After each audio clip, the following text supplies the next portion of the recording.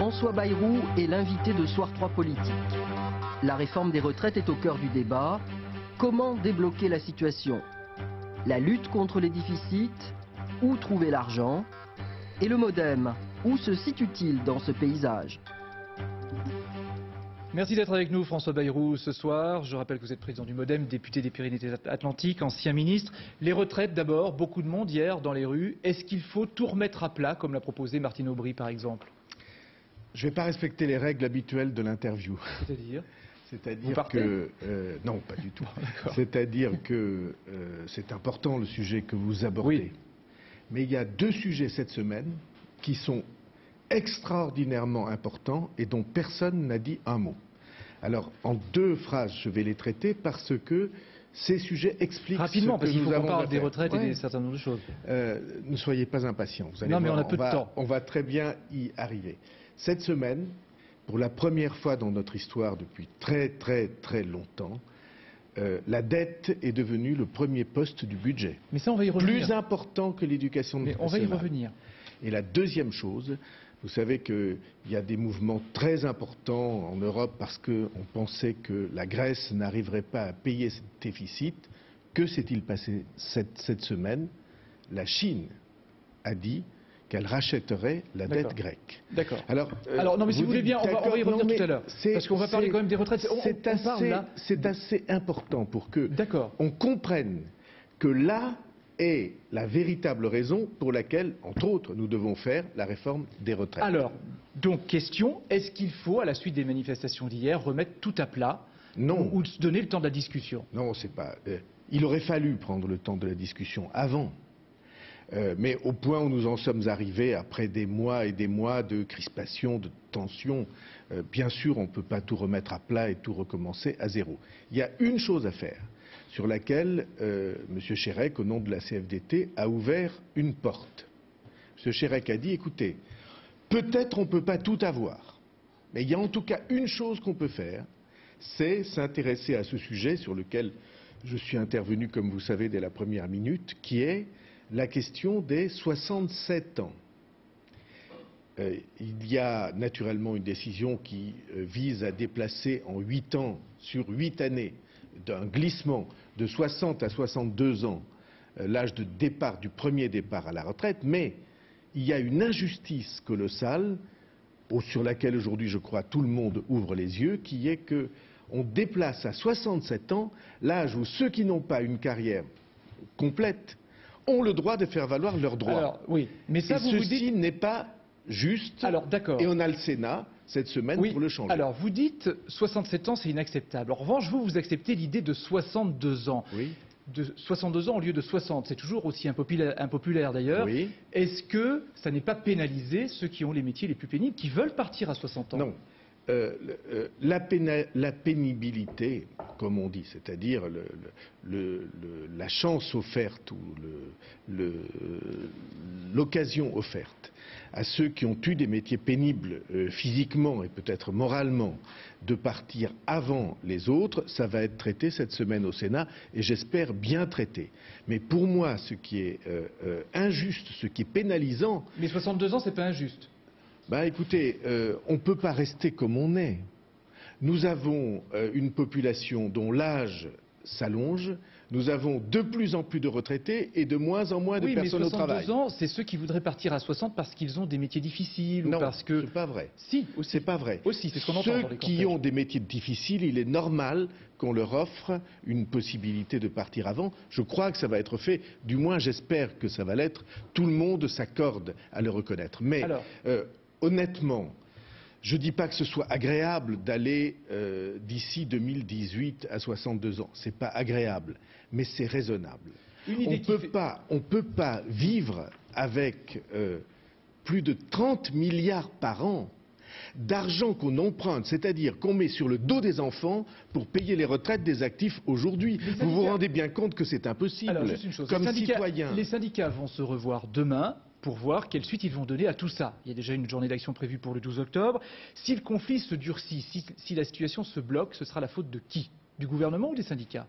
D'abord, j'espère qu'elle ne se bloquera pas, parce qu'il y a cette semaine une délibération au Sénat. C'est encore le Parlement qui vote la loi en France. Ce n'est pas le gouvernement qui décide, c'est le Parlement. L'Assemblée nationale a émis un vote. On a d'ailleurs failli, sur un amendement que je présentais, conserver les 65 ans. Ça s'est joué qui serait responsable du blocage? J'espère que ça ne se produira pas et que tout le monde aura le mouvement de conscience nécessaire pour dire il y a au moins un point dur sur lequel tout le monde est d'accord. Ce point dur ne coûte pas si cher, je l'ai prouvé à l'Assemblée. Au moins sur ce point, faisons un geste. Juste une chose, il y a une idée qui fait son chemin, c'est l'idée d'un référendum, comme l'a dit Arnaud Montebourg aujourd'hui, sur les retraites. Ma proposition, c'est que puisque le gouvernement en est à contester et à compter en centaines de milliers de moins, je propose qu'il soumette son projet au référendum. Et là, ce sera un vrai comptage. Proposition pour l'instant rejetée par les syndicats. On comptera les voix. On verra qui est pour et qui est contre. Alors, un référendum sur les retraites, pour ou contre? Comme vous savez, j'ai été le premier à émettre cette idée au moment de la campagne présidentielle de 2007. Mon idée était... Elle reste valable? Prenons... Aujourd'hui, franchement, ça paraît si mal engagé. Mais l'idée était, discutons, en prenant le temps de la discussion, dégageons une loi et soumettons la loi au référendum, car le référendum a l'avantage que ça n'est plus dans la rue seulement que ça se joue, mais dans les urnes. Mais c'est trop tard aujourd'hui pour un référendum. Oui, j'y crois peu, pour tout vous dire. On va parler maintenant de l'élection présidentielle, c'est en 2012, dans un an et demi, une date qui est dans toutes les têtes, dans la vôtre aussi évidemment, François Bayrou. Patrice Machuré du service politique va nous rejoindre, du service politique de France 3, pour nous en dire plus, parce qu'à droite, l'idée d'un 21 avril où l'UMP serait éliminée est envisagée. Patrice, bonsoir. Oui, bonsoir. Alors c'est le scénario catastrophe, Nicolas Sarkozy battu dès le premier tour, trahi par les siens. À droite, des candidats prédateurs pourraient siphonner le réservoir de l'UMP, c'est mathématique. Hervé Morin, que vous connaissez bien, prendrait des voix au centre droit, Christine Boutin séduirait les catholiques déçus, Nicolas Dupont-Aignan rattraperait des souverainistes perdus, Jean-Louis Borloo, les écolos de droite et bien sûr Dominique de Villepin se régalerait du vivier gaulliste social. Raboter, grignoter le socle du chef de l'État finirait par s'effondrer dès le premier tour et sa chasse aux électeurs du FN ne compenserait pas les pertes. Pire, Marine Le Pen reprendrait des couleurs. D'où ce chiffon rouge agité par l'Élysée. Pour ne pas finir comme la gauche en 2002, il faut taire les ambitions à droite. Les Morin, Borloo, Boutin et même Villepin se retrouvent ainsi en position d'accuser un peu des Brutus capables d'anéantir l'empire UMP. Alors résisteront-ils à cette pression? L'avenir le dira. Marine Le Pen, en attendant, continue sa route. Elle veut talonner la droite au minimum. En 2007, la médaille de bronze était pour vous, François Bayrou. En 2012, le troisième homme pourrait être une femme. D'où ma question, François Bayrou, est-ce que vous y croyez à ce 21 avril inversé? Je ne crois pas un mot de ce que vous venez de raconter. Donc c'est la propagande habituelle qu'on connaît toujours avant les élections. Écoutez, les choses sont simples. Il y aura un candidat de droite, et selon moi, ça sera Nicolas Sarkozy. Il y aura un candidat de gauche, PS, et ce sera, on verra au terme de la discussion qu'ils auront, en tout cas c'est un candidat socialiste qui sera là, et il y aura un candidat du centre.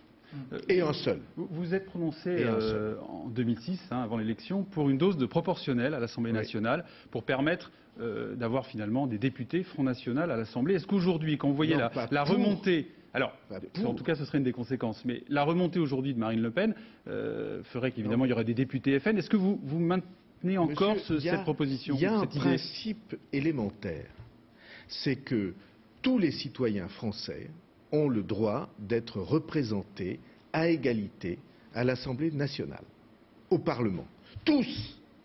Et qu'ils soient du centre, de droite, de gauche, plus à droite ou plus à gauche, ça ne leur enlève pas leur citoyenneté. Alors, et donc, je dis qu'en effet, le jour où on voudra qu'il y ait une Assemblée nationale qui ne soit pas à la remorque du pouvoir, comme elle est aujourd'hui scandaleusement, alors il faudra qu'elle tienne sa légitimité du peuple dans sa diversité. Et au moins pour la moitié des sièges, parce que j'admets qu'il faut une majorité. Je voudrais vous poser une question. On parle beaucoup du remaniement gouvernemental. Nicolas Sarkozy a ouvert à gauche. S'il voulait ouvrir au centre, est-ce que vous seriez partant? Il ne peut y avoir participation à un gouvernement que quand on est en accord avec la politique suivie. Comprenez ça. Donc vous êtes en désaccord? Comme vous savez, j'ai refusé à de multiples reprises ce genre d'ouverture, d'offres. Pourquoi? Parce que depuis le premier jour, je vois venir ce qui est en train de se produire sous nos yeux, c'est-à-dire un certain nombre d'orientations qui amènent la France à ne résoudre aucun des problèmes qui sont les siens et au contraire à perdre de son image et de sa légitimité. Alors le remaniement, c'est pas pour tout de suite, on va voir maintenant les temps forts de la semaine politique à venir avec vous, Patrick. Alors pour l'agenda, mardi après-midi, on l'a dit au Sénat, bagarre de procédure en vue pour la réforme des retraites. La gauche dépose 700 amendements, pas moins. Et le matin, c'est Martine Aubry elle-même qui vient galvaniser ses troupes lors de la réunion du groupe socialiste. Vendredi, Nicolas Sarkozy s'envole vers le Vatican, peut-être pour faire son mea culpa. Le pape Benoît XVI n'apprécie guère, on le sait, l'attitude du gouvernement français envers les populations roms. Enfin, les socialistes samedi vont refaire le monde après avoir annulé hier leur convention sur la sécurité. Ils maintiennent celle qui était prévue donc samedi prochain sur l'Europe et l'international et on imagine qu'ils parleront de terrorisme. Un tout dernier mot, François Bayrou. On peut dire un mot? Non, on n'a pas le temps, vraiment. Un tout dernier mot. François Fillon a dit ce soir que la question du bouclier fiscal et de l'ISF n'était plus un tabou, qu'on pourrait revoir ça avant 2011. Il faut commencer par quoi? Par le bouclier fiscal ou l'impôt sur la fortune? Bon, les deux sont liés, mais en tout cas le bouclier fiscal est une atteinte à tous les principes raisonnables et aux principes d'égalité ou d'équité devant l'impôt. Normalement, l'impôt, en France, c'est bâti de manière que ceux qui sont les plus riches participent un peu plus que ceux qui sont les plus pauvres. Donc il faut arrêter le bouclier fiscal tout de suite. Le bouclier fiscal, il faut que ceux qui vous écoutent ou nous écoutent le sachent, c'est fait pour que ceux qui sont les plus riches, on vient de le voir avec Madame Bettencourt, paient moins. Donc il faut que le ceux supprimer qui sont tout de suite. Salaire moyen ou au contraire les tout tout de petits suite. salaires. Donc ça, il faut le changer. Et je crois que ça devrait aller avec une réforme profonde de l'ISF. Je crois d'ailleurs qu'il y a des solutions très simples. Mais à mon avis, ce sera un des sujets de la prochaine élection présidentielle. On ne fait pas ça d'un claquement de doigts simplement parce qu'un tel ou un tel a fait une déclaration. On vous reverra. C'est tout l'équilibre des finances et des impôts qui est en jeu. Ça mérite qu'on ait une refondation. D'ici 2012, mais on vous réinvitera d'ici là. Merci beaucoup François Bayrou d'être venu en quelques minutes ce soir.